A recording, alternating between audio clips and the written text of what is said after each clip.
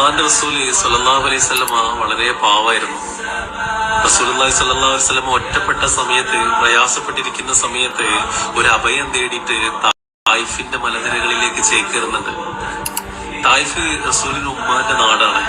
വിഷമങ്ങളും സങ്കടങ്ങളും സഹിക്കാൻ വയ്യാതെ തായിഫിലേക്ക് എത്തിയ റസൂലിനെ കാത്തിരുന്നത് അതിലേറിയ വലിയ വിഷമങ്ങളായിരുന്നു. റസൂലിനെ അവിടെ ഭ്രാന്തരായ കുട്ടികള് കല്ലെടുത്തെറിയുന്നുണ്ട്. റസൂലിന്റെ മുഖത്തേക്ക് കാർക്കിച്ചു തുപ്പുന്നുണ്ട്.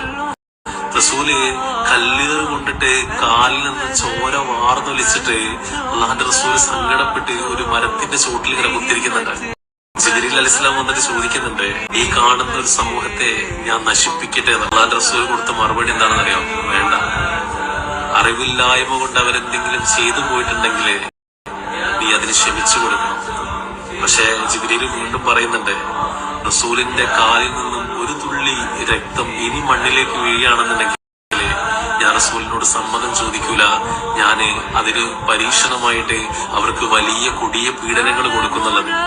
റസൂല് ഒരു ചെറിയ തുണിയെടുത്ത് കാലിൽ കെട്ടിയിട്ട് പറയുന്നുണ്ട്, വേണ്ട, ഇന്നല്ലെങ്കിൽ നാളെ അവരോ അവരെ സമൂഹത്തിൽപ്പെട്ട ആരെങ്കിലും ഒരാളെ ഇസ്ലാമിലേക്ക് കടന്നു വരും.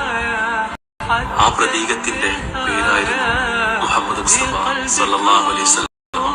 കൊടിയ പീഡനങ്ങൾ തായിഫിന്ന് കിട്ടിയിട്ടും വീണ്ടും റസൂലുള്ളാഹി സ്വല്ലല്ലാഹു അലൈഹി വസല്ലമ സബൂർ പാലിച്ചിട്ട് അവർക്ക് ക്ഷമിച്ചു കൊടുക്കാണ്.